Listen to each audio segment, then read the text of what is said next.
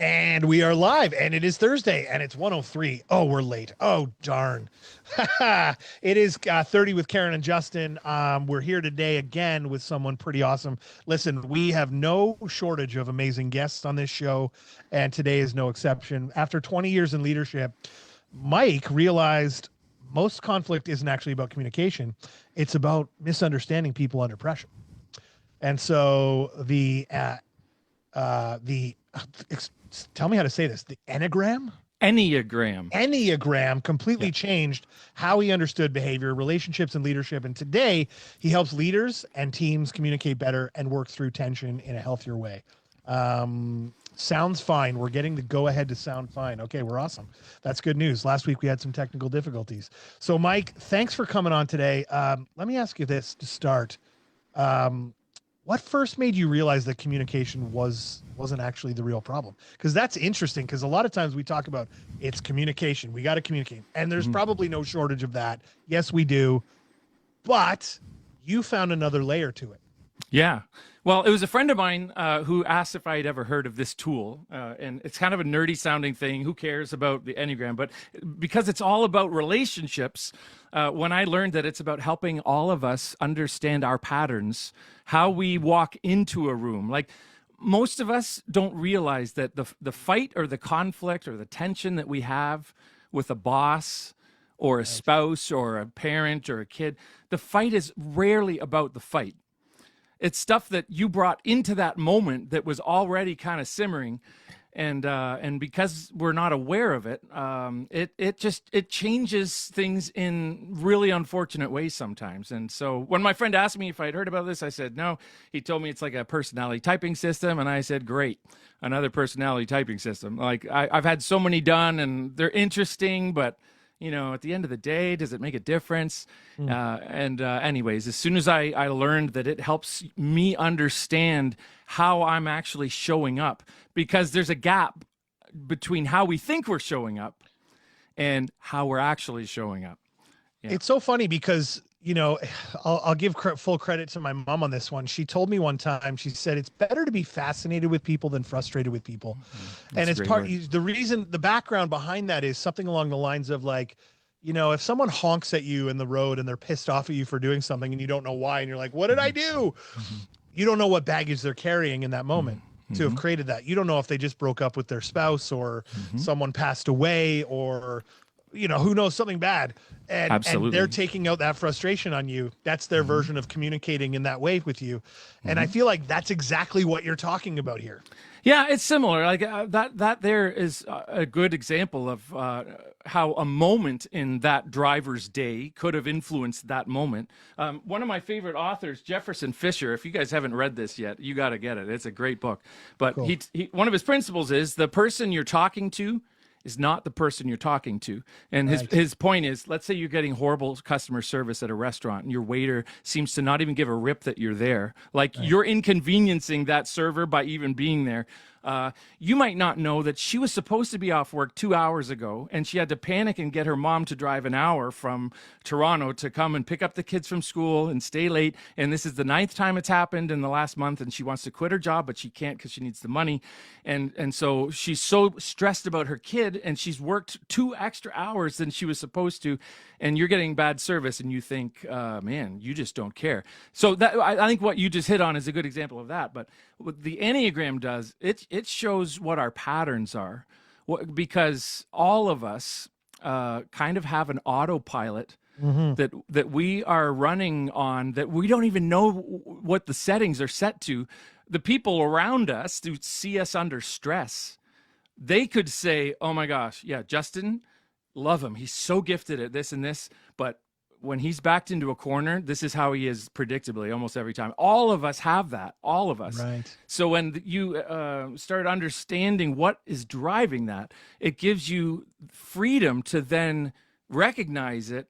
And I ask myself all the time, I'm like, Mike, is this the best way for you to show up right now on your normal autopilot?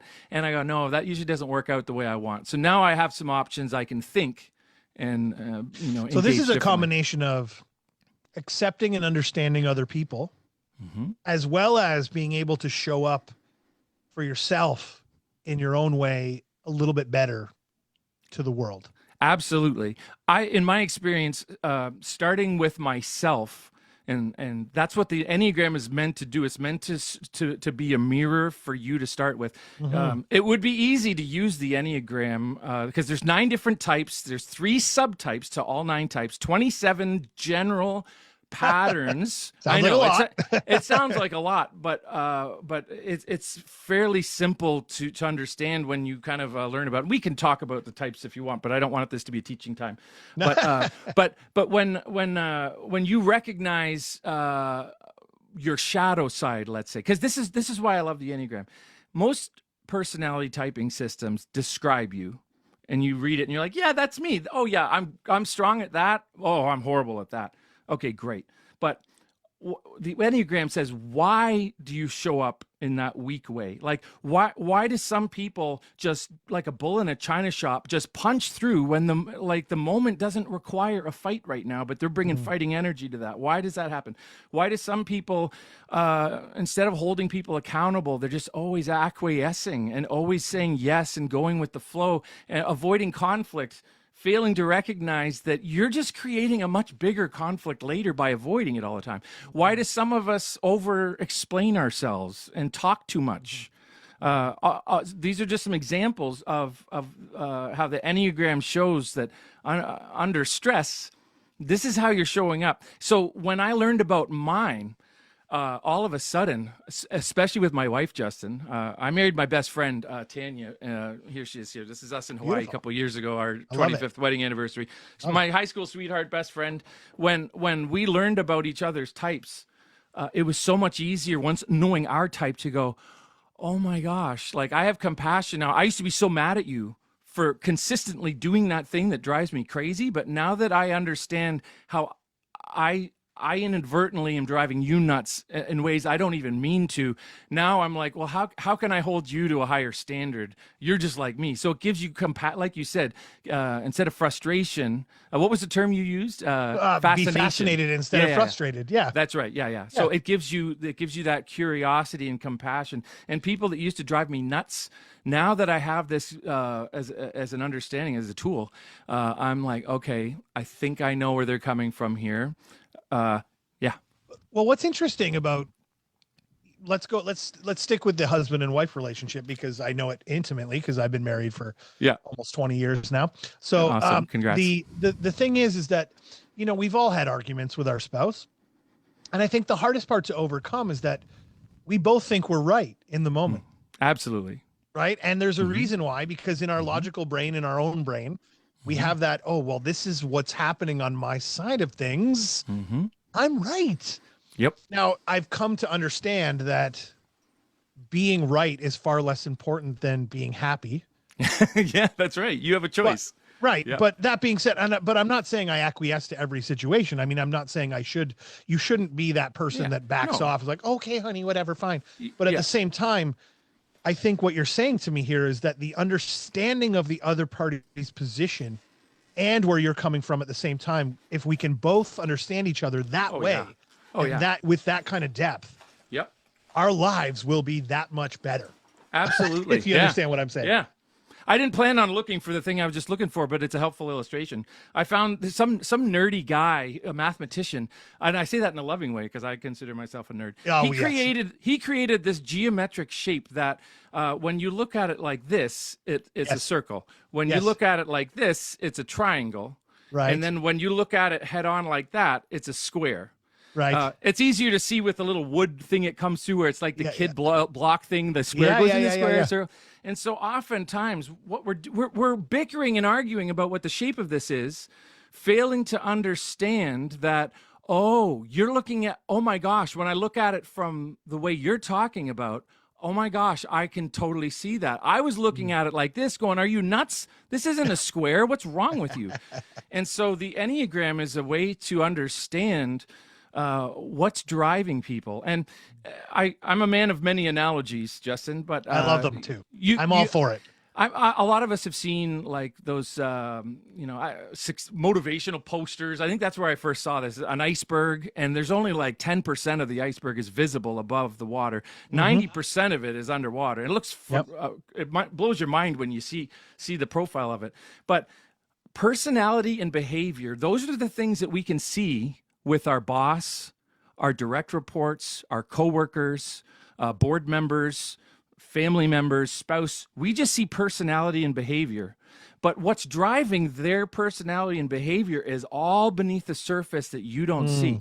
It would be their core fear, their core motivation, their triggers, their distorted principles about how the world should be and how they should be, what their idealized image is.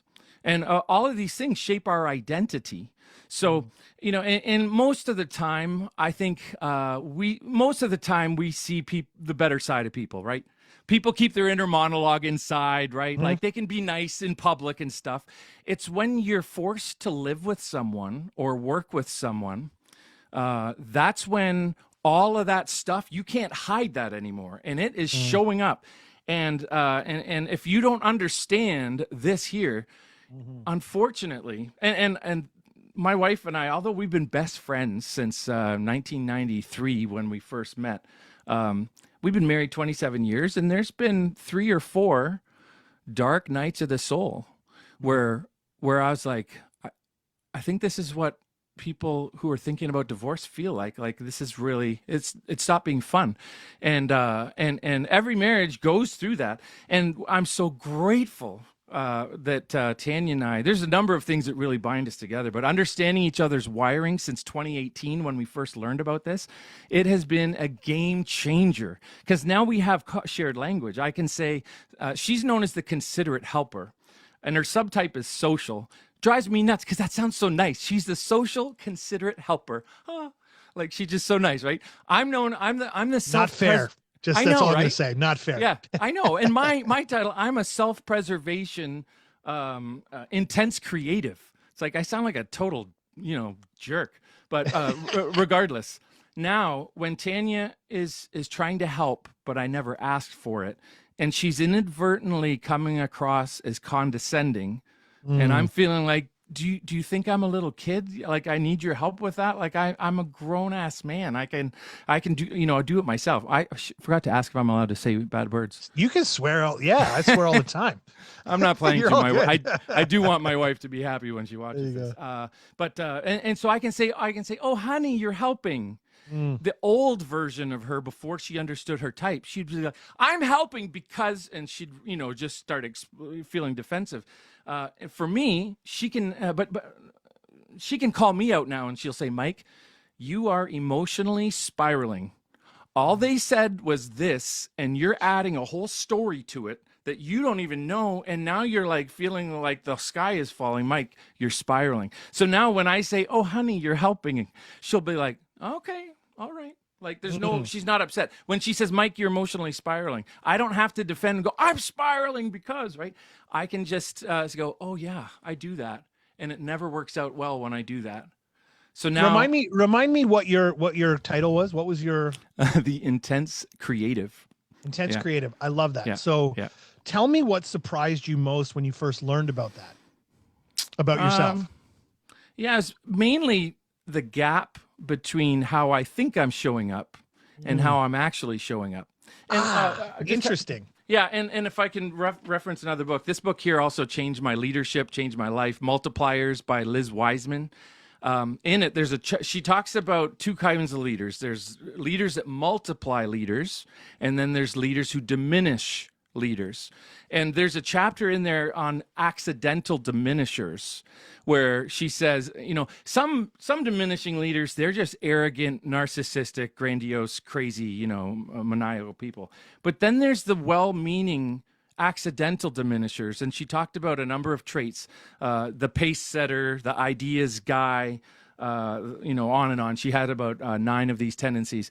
And as I read each one of these 9, she starts by saying, the ideas guy thinks that by brainstorming their creative ideas, that it's going to inspire others to also have ideas, and we will all collaborate and make that idea better, and things are going to be great. And so as she said that, I'm like, yeah, that's why I throw out so many ideas, right? And then she pivots and says, but the always way, a but. The way, yeah, I know, right? A big but. Yeah, she says, but the ideas fountain don't realize that people get tired of chasing that leader's idea du jour. And eventually they go, why bother? Because if I start implementing that idea, he's just going to have another one tomorrow. So they stop trying to keep up.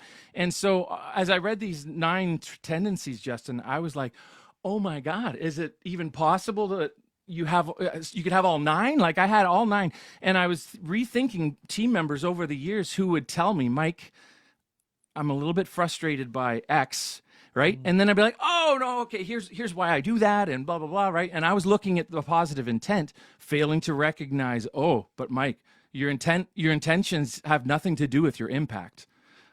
Those are 2 very different things. And so the Enneagram similarly, when I learned about, so one of my gifts, Justin, I'm a very creative person who can, between jokes and the fun I have and the ideas I come up with, I'm a very fun, creative person. When I speak, I can inspire people and have people come up to me after I've given a talk and go like, dude, did someone just tell you my whole life? Like, I felt like you're speaking just to me, and that was so good. But, those are the pros. But the cons are, I sometimes will use that emotional connection tool in environments that it's not appropriate for the emotional connection. We got a job to do. This isn't about, like if I was an airline pilot, not a good time to be creative, Mike. Follow the checklist.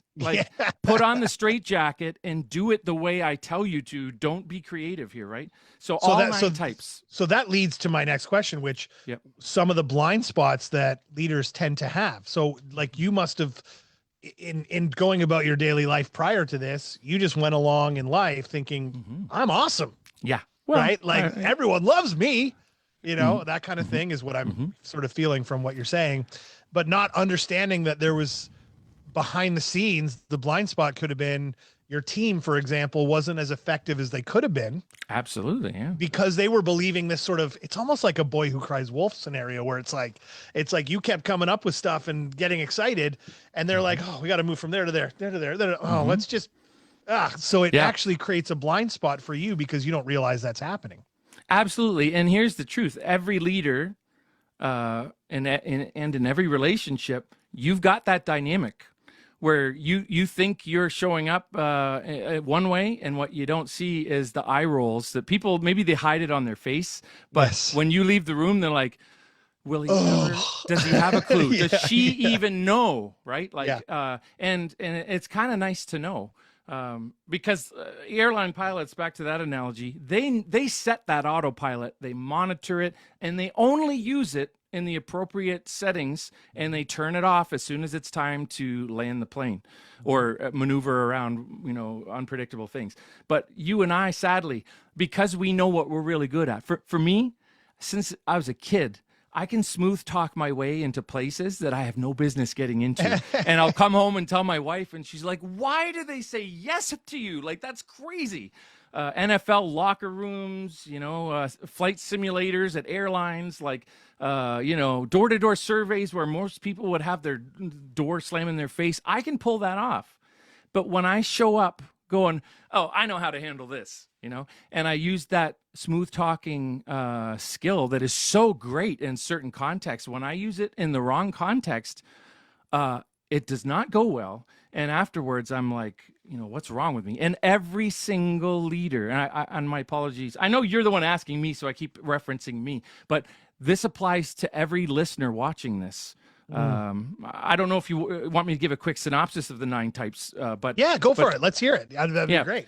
So, yeah, generally speaking, we all have traits of the following 9. It's not like we'll relate to all of them, but there's one that is that iceberg that you're like, oh, if I'm honest, I think that's the one. And so we've got, and there's different terms, the organization I'm certified with uses the following terms. Type 1, they're known as the strict perfectionist. They think that their desire, and they make the world a better place by far. Let me start with the positives. They improve society. They improve families and communities.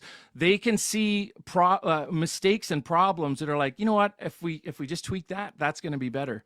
But the blind spot for a 1 is that sometimes they think that because their inner critic helps them to improve, that sometimes they're going to accidentally come across like a critic to others. And people are going to say, we got 98% on the score, Enneagram 1, strict perfectionist. We got a 98, and all you can do is talk about the 2% that didn't land. Like that, yes. that gets annoying, right? So 2 is the considerate helper. They think that they're helping, and they're very compassionate and warm. They're the most kind and big-hearted people, but often they can accidentally come across a little more self-important in terms of like, oh, you think we need you? Like, we need you in the sense that we like you and you're great, but we don't always need your help on everything. 3s are the competitive achievers. Their identity is often married to success and winning. And so, and they have the ability to walk into a room, and within seconds, they know who they need to be and how they need to talk to look successful, and like they fit into that group. Even if they have nothing to do with that profession, they could be a lawyer. If they're a 3, they could walk into a room with counselors and psychologists, and just effortlessly, they know how to fit in with that crowd. 4s, they are the intense creative, lots of musicians, artists, bring a lot of meaning to the world, but they talk too much. They long to be understood, so they over-explain and over-communicate, and they can be moody and emotional. Type 5s, they're known as the quiet specialists. Their greatest fear is not knowing the answer to something. And so a 5, they could just go out and buy a new printer if they needed it, but the printer they have, they might spend 9 hours taking it apart, learning everything about it, reading all the manuals, understanding it. They just love going deep into things, and they always come prepared to a meeting. They've got like all the research. 6s, they're known as the loyal skeptic. They're the ones at a board meeting that are going to ask 100 questions, and it feels like they're stuck in the mud and they don't want to come along, but they can see dangers that we don't. And they keep boards and organizations legal, and they keep them from driving over a cliff. 7s are the enthusiastic visionaries. They have great enthusiasm and vision. They're entrepreneurs, but they often reframe negatives and painful moments. And so that can be frustrating for people who are like, hold on a second, you're making it sound like this is a good thing, but this is actually a bad. We'd have to face the pain of this. We can't just brush over it. But 7's the one to avoid pain. 8s are the active controllers. They are the best leaders in crisis when they're healthy. They can say, Justin, grab the fire hose, you go do that. You call 911. I need you to go do this. They're take charge. They're excellent leaders. But their blind spot is sometimes they don't see how intense that they're coming across. They bring fighting energy to situations that might not require a fight. And then 9s, they're the adaptive peacemakers. They fear conflict. And so they're often the most agreeable, lovely people to hang around with, but oftentimes they're acquiescing to everyone else, and their frustration grows and grows and grows. And then sometimes out of the blue, the most charming, sweet person you've ever seen, bam, goes off like a volcano. And you're like, I literally have asked you 3 times today if you're okay with the plan, and you said yes. And now, boom, like they're going off. It's because they didn't want to seem contrary. So they deny what they really want, and then they get angry, and it kind of goes off. So I'll reach out to the audience that's listening or that is watching this right now and sort of say internally as you listen to this, and if you have to go back and listen to it again, which one are you? I would challenge you to put down in the comments like, hey, I'm a number what? I was resonating with 4 for a minute there. What was 4 again? 4 is the intense creative. So they're very, very good with, they have the full palette of emotions. There's nobody better if you've just gotten fired or had a loss in your life. A 4 can come alongside and just be with you. They're not going to try to fix you. They're not going to try. They're comfortable with the pain, but they find meaning in the pain, and they can often put words to feelings that everyone's felt before. And this is something I've had people come up to me after and be like, Mike, I have felt that my whole life and I didn't know how to say it, but you just put your finger on exactly what it is. Yeah. I was resonating with 4 until you said, what was 7? I can't remember. What 7, the enthusiastic visionary. Yeah. Yeah. Then that kind of hit me a little bit. And I was like, there's something there too. I imagine that as much as your sort of your leader, like your main one is whatever, there's probably secondary influences as you go, right? Absolutely. And by the way, you had mentioned like some people might be wondering what they are. I put together a free PDF on my website called Why Your Relationships Keep Going Sideways and What to Do About It. Cool. It kind of gives people just a starter kit to kind of identify where they might be at. But there is, I don't think I actually have the coaching companion near me. But if anybody would so choose to do the IEQ9 Enneagram test, this is used in corporate world across the world, Fortune 500 companies, and just people who work in small offices. They want to get accurate data about what's driving them. Sadly, I don't have an example here to show the chart, but I, as a coach, have a one-pager that I walk people through from their test results that shows a line graph showing what their strength is in each type. And that matters because even though you might be, let's say, Justin, a lot of people in sales are 7s. And so you might be 7, but your second greatest strength might be a 4. That's going to make you show up in the world differently than, let's say you have a teammate who's a 7 and their second strongest is an 8, like that bull in a china shop.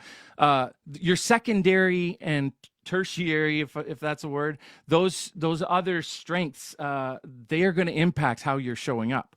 And so you can actually take the IEQ9 test if you care to check out my website, mikehauser.ca. There's also the free guide there. But we'll put all that detail below. But I will say this: what occurs to me here, which is something that I've been through. So, listen, I've done coaching for years now. Like I think my first really solid coach was in 2020. We hired a coach for real estate. They put us through something called the Colby, which is has a similar feel to this in a way, but with less breakdown. It's just a little less breakdown. And what they're, what I love about what you're telling me is this is a tool by which, and I don't want to say hire and fire in a way that is like you're just going to fire somebody because of it, but this is a tool where you can intentionally place people in your organization based on your need for a specific fit. Absolutely. Like if you have an administrator you need, and you want a specific mindset, a systems building person who is good at following systems, who's good at understanding systems, who's good at day-to-day daily tasks and just loves to sit down and do the systems and do the tasks and then walk away. I'm terrible at that. Yeah. I know I am, but also the Colby, and I bet you any money yours will tell me that. So I think this is what this is so cool for, to be able to really dial in and build effective teams. Absolutely. And that's one other, there's actually a couples report you can get, individual reports. Cool. The couple one is geared to saying, hey, in your marriage or your relationship, I bet you're fighting about these things, aren't you? And you read it, you're like, oh my gosh, like that's exactly it. It gives you tools on how to work through your types. But there's also a team training IEQ9 where you can take your team, see how the people there around the circle. This is an example from one team. And when a team looks at it and goes, oh my gosh, like we are absolutely an Enneagram 2. We're all considerate helpers and we show up like that. But that means sometimes we're too patient with team members that aren't pulling their weight. They need a confrontation, like not a loving confrontation, not a bad one. But just like you said, you don't want a 7 working with spreadsheets. A 7 is going to lose their mind. They need to be out working with people, right? Yes. And taking new mountains. Yes. You don't want an Enneagram 5 who are the quiet specialists. They conserve all their energy, time, money. Like they feel like literally they're going to run out at any time. And so they tend to retreat and withdraw to learn and read their book and all that stuff. And they make excellent leaders as well. There's no one type that makes a better leader. No, right. The best leader has self-awareness to go, do I really want to be stuck in my 4 box? That's something I have to wrestle through. Like, Mike, does my work have to be perfect and as great as it is in my vivid imagination? Does my work actually have to be that good before I click submit? Or can I recognize that is way too slow? And what I need to do is I need to put on my Enneagram 8 or Enneagram 3, knowing what those traits are. And just, if it's 70% good, it's better to knock out 100 things today at 70% than to do one thing at 99%.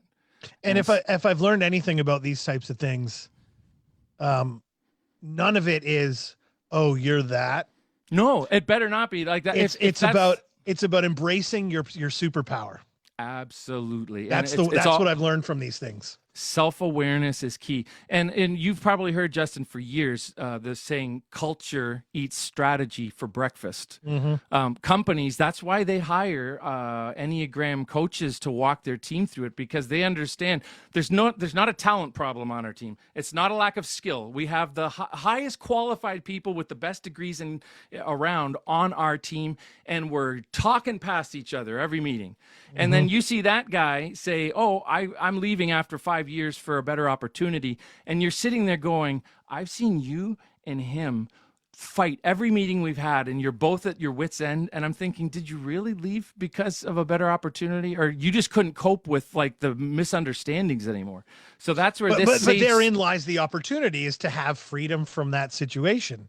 Right. Absolutely. So that's where if you can open your mind to that, right, you got to think bigger in this scenario, right? It feels like that person is looking at it just emotionally going, that's a better opportunity for me. But the opportunity is to get away from the shit that they're going through over here. Exactly. The daily grind for them, because they don't want to feel that way every day. Yep, right? Absolutely. Yep. So and back to you, I think I took the Colby years ago. It's excellent. I've used DISC and Myers-Briggs. All of these are very useful and helpful. Yeah. But a lot of people are like, oh, I don't want to be put in a box. I say this with love to anyone who says I don't want to be put in a box. You're already in a box. You just don't know it. And once you can see the pattern of how you're showing up under stress, why your spouse or your dad or your mom or your kids or your coworkers, why you keep reacting the way that you do, once you can see what's driving that and see the box, then you can get back into the prefrontal cortex of your brain. Instead of your amygdala, which is like fight, or freeze, now you can get up here and go, okay, is it like, let's say I'm an 8. Do I really need to raise my tone and be protective, like you're a bully and I got to put you in? Is that really what this moment calls for? And you might go, you know what? My brain's telling me this isn't that situation. So I'm going to adapt. I'll be more 2-ish and be the considerate helper. So it helps you climb out of the box. That's what I love so much about it. It's self-awareness. And I just, like I said, or I think we talked about it earlier, like the idea of knowing that. I mean, why wouldn't you want to be the best version of yourself? Why wouldn't you want to show up for your teammates, for your employees, for your boss, for your wife and kids as the best version of yourself? Is kind of the way I've always looked at it. And it's not like it's super invasive. It's like, I'm sure you're probably doing an online thing and you're filling in questions and so on. And I feel like at the end of it, you have a little more knowledge. And then you get some advice from you as to how to maximize your output on that knowledge. Yeah, absolutely. I can't remember, Justin, if you have kids. I do. I got 3. Okay, so we're in a similar boat. I have 4, and one of the things from the get-go, and don't get me wrong, my parents equipped me for incredible success. I love them so much, and they've made me who I am today. But every kid, I think, says, I'm not going to do that. Right? And you make that your life's mission as a parent. I'm not going to be that. And so I went ahead and did that, not recognizing that my 4 kids have different temperaments than me. So the things that I made meaning out of certain comments that one of my parents made, and I put meaning around it, and it put a chip on my shoulder and wounded my soul. And all the while, like, it's not what they said, it's the meaning I put behind it. So the analogy, this is an analogy for the Enneagram. When I recognize that I'm treating others the way I want them to treat me, and what I don't realize is that is not helping someone if they've got different wiring. I'm not helping them. I've heard something along those lines, and I want to share it, and I'm hoping it aligns with what you're saying. Yeah. The golden rule we all know, right? Treat others the way that you want to be treated, kind of thing. Then the elevation of that was something I was told years ago, the diamond rule, which kind of falls into place with what you're saying. Because to your point, I would love to be treated a certain way. When I go to a restaurant, my expectation of service is what it is. But your expectation of service might be different. Someone else's might be different. So the diamond rule is treat others the way they want to be treated. That is so good. Yeah. Right. And it was just another level of that. Right. And I love that because it's like, you might be talking at someone in a way that you think is fine for them because you don't mind it. That's right. Yeah. But they are sitting there going, what the F? Like, yeah. F off. Absolutely. Nobody speaks to me this way. Yeah. And maybe you're the leader of that team and they're your employee or whatever. And they're going home and bitching at their wife or husband going, my boss is an asshole and he's this and he's that and whatever. Yeah. And you don't even know it. And you think things are fine. That's right. Yeah. So being able to recognize these things is so important. And I'll leave you with one last thought, and maybe you can give me one last tip for people out there trying to get involved in this and figure this out. But, there's an episode, the very last episode of the show Shrinking. I don't know if you watched the show. I love it. It's one of my favorite shows. Favorite shows ever. Yeah. That and Ted Lasso that just blow me away. Yeah, with me too. The happy-go-lucky, good look. I love how every show ends on a good note and all that. The very last episode when the two characters with Harrison Ford and Jason Segel were standing in the restaurant, and he flew in to meet him. That's right. Yeah. He looks at him and he says, I have I'm covered in scars. Right. And Harrison Ford looks at him and said, well, that just means you have a life well lived.